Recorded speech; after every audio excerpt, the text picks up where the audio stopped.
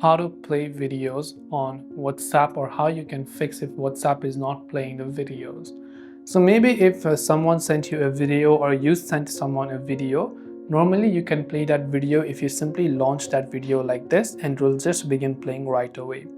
If it's not playing, if it's saying the media is missing, maybe the person who sent to you, try to ask them to resend it.